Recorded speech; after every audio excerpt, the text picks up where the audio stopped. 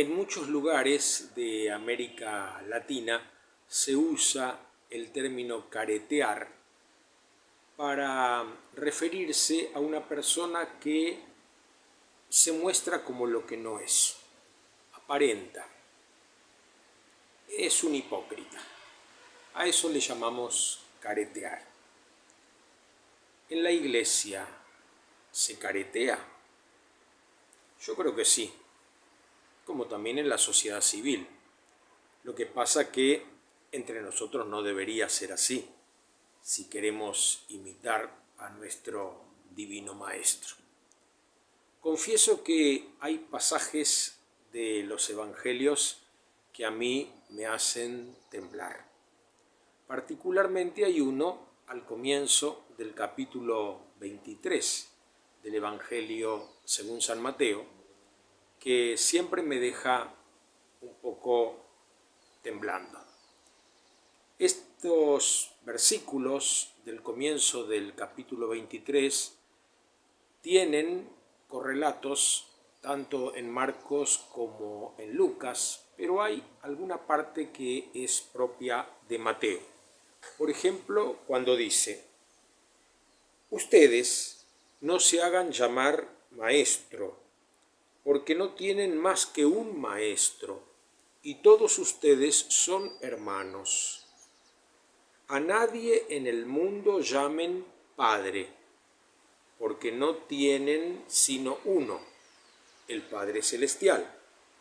No se dejen llamar tampoco doctores, porque solo tienen un doctor, que es el Mesías. Doctores también podríamos traducirlo como jefes, líderes. Y a mí muchas veces me dicen así. Usan estos adjetivos para referirse a mi persona. Tengo que tomarlo al pie de la letra. Me acuerdo cuando yo tenía unos 20 años que a un sacerdote conocido, su obispo le consiguió el título de monseñor, un monseñorino. Pero este era un hombre muy campechano, muy sencillo. Yo pensé que no le iba a gustar ese título. Y entonces le dije: bueno, padre, ¿y ahora cómo hay que decirle? Y él me respondió: a cada uno se le dice lo que es. Entonces, al que tiene título de maestro, de doctor, al que ha engendrado y criado hijos, ¿cómo no llamarlo padre? Maestro, magíster, doctor, licenciado. Son títulos que la sociedad otorga después de que se cumplen determinados requisitos. El problema es cuando uno, teniendo esos títulos, se la cree. Y cuando los que tratan a alguien con esos títulos piensan que por el solo hecho de tener esos títulos ya son personas dignas de crédito, a las que hay que obedecer, a las que hay que reverenciar y también imitar. Y ahí vuelve el evangelista a decirnos: los escribas y los fariseos ocupan la cátedra de Moisés. Ustedes hagan y cumplan todo lo que ellos les digan, pero no se guíen por sus obras, porque no hacen lo que dicen. Y después viene el famoso tema de las apariencias, ¿no? Vestirse de una manera que llame la atención, ocupar los primeros puestos, querer ser saludado reverentemente por todos, cargar pesados fardos sobre las espaldas ajenas y no tocarlos ni siquiera con un dedo. Duras palabras las del Evangelio. ¿Cuántas veces somos como el perro del hortelano? No come ni deja comer. ¿Cuántas veces estamos a la puerta? No entramos ni dejamos entrar. Muchas veces hay padres, madres que se preocupan porque sus hijos han dejado de creer. Y yo digo: ¿en qué han dejado de creer? en el Dios que muchas veces nosotros le presentamos de la boca para afuera es una cosa, pero con nuestras prácticas, con nuestro testimonio es otra cosa. Si dejan de creer en Dios por esto, me parece que está justificada su increencia. A mí también me duele, pero que muchos de nuestros hijos, de nuestros jóvenes, tengan que buscar en otras tradiciones religiosas o de espiritualidad lo que no encuentran en nuestros ambientes, a mí me entristece. Pero lo que me alegra es que no se quedan en el obstáculo, sino que siguen buscando lo esencial, que es la espiritualidad. Y ahí se encontrarán con Dios.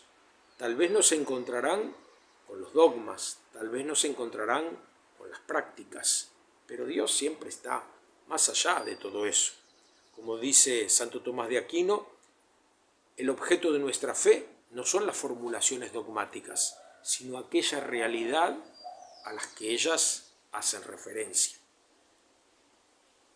Que el Señor nos conceda la gracia de una profunda conversión, que no nos quedemos solamente con el miedo, como me pasa a veces a mí, que quedo temblando, sino que reflexionemos y seamos capaces de seguir al Señor, que siendo el Maestro, el Señor, se dispuso como un sirviente para lavarnos los pies. Hagamos nosotros lo mismo. Demos testimonio con un servicio humilde y honesto. No seamos caretas, dejemos de caretear.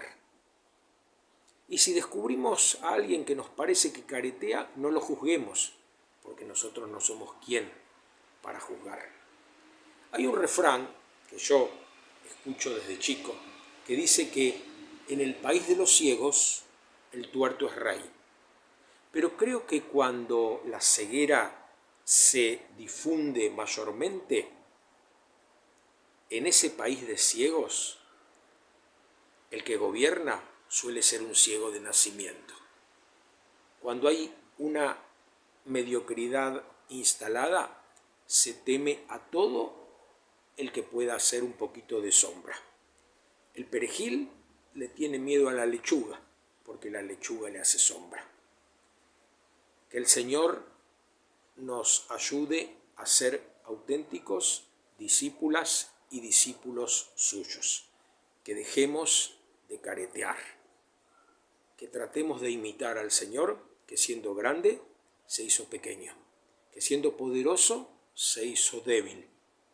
Que siendo igual a Dios, no guardó eso como algo que debía conservar celosamente, sino que se anonadó, se humilló, tomó la condición de esclavo y nos sirvió hasta derramar por nosotros la última gota de su sangre.